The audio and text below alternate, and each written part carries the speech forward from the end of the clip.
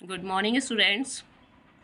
इससे पहले हमने स्वर संधि के जो दो प्रकार थे, गुण संधि और दीर्घ संधि, उसके बारे में पढ़ा था। आज की वीडियो में हम स्वर संधि के जो तीन प्रकार बाकी हैं उनके बारे में पढ़ेंगे। तो चलिए स्टार्ट करते हैं। सबसे पहले अयादि संधि से। अयादि संधि स्वर संधि का ही भाग है। जब ए ऐ आता है, ध्यान रखने की बात है, ध्यान से समझने की बात है। जब ए ऐ आता है तो वह बदलकर ए की जगह ए और आई की जगह आय हो जाता है और ओ का आव और औ का आव हो जाता है। अयादि संधि करते समय पहले शब्द के अंतिम स्वर तथा दूसरे शब्द के प्रथम स्वर में परिवर्तन आ जाते हैं जो उन स्वरों का स्थान ले लेते हैं। कैसे? उदाहरण देखिए।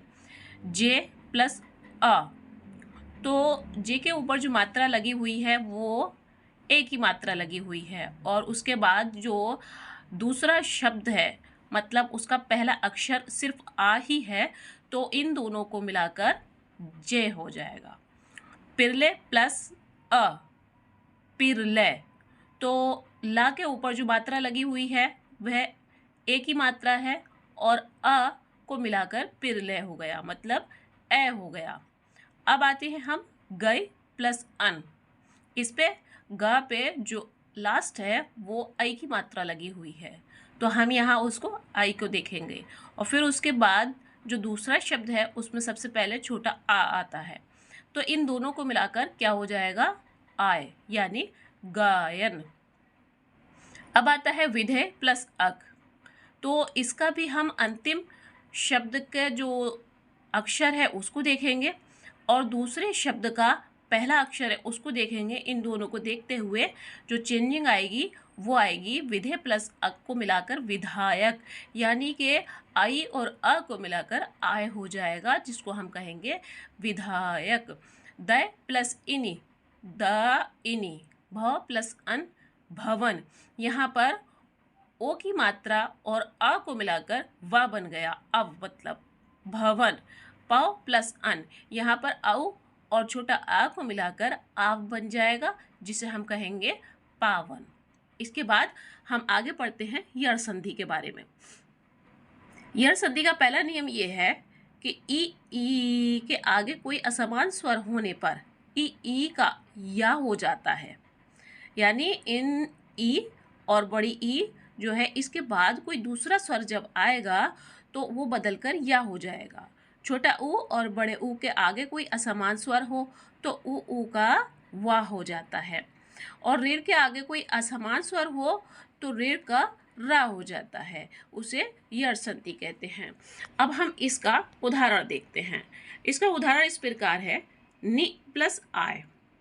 तो नि आय, इसमें छोटी ई की मात्रा और बड़ा आ मिलाकर क्या हो गया? न्याय। अब अति प्लस उत्तम, इसमें दोनों को मिलाकर क्या होगा? अत्युत्तम। अभी प्लस अर्थी, इसको मिलाकर हम बोलेंगे अभ्यर्थी। इसमें क्या बन जाएगा? अति आवश्यक, इसको मिलाकर बोलेंगे अत्यावश्यक। इसमें जो परिवर्तन हो रहे हैं, जो पहले शब्द का अंतिम अक्षर होता है और दूसरे शब्द का जो पहला अक्षर होता है, हमें संधि बनाते समय, संधि करते समय उस पर ध्यान देना होगा। चलिए अब इससे आगे हम पढ़ते हैं वृद्धि संधि को।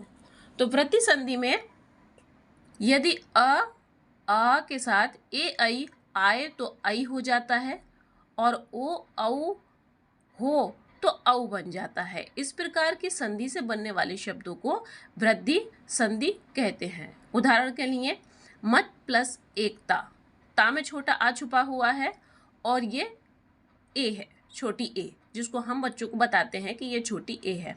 अब इन दोनों को मिलाकर हम एक खींचने वाला शब्द बना देंगे, मतैकता।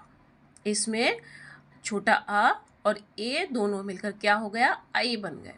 स्व प्लस ऐच्छिक, वा में छोटा आ छुपा हुआ है और प्लस आई पहला अक्षर, तो दोनों को मिलाकर आई बन जाएगा स्वैच्छिक। इसी प्रकार टिका प्लस आयत को मिलाकर टिकैत हो जाएगा। जल प्लस ओघ को मिलाकर, जिसमें ला में छोटा आ छुपा हुआ है और ओ पहला अक्षर है दूसरे शब्द का, तो इन दोनों को मिलाकर जलौघ हो जाएगा। इसी प्रकार ज्ञान प्लस औषधि को मिलाकर ज्ञान औषधि बोलेंगे। तो हमने आपको स्वर संधि के जो 3 प्रकार बाकी थे, अयादि संधि, वृद्धि संधि और यर संधि, इनके बारे में विस्तृत रूप से बताया है। तो अब आप इनको ध्यान से देखिए।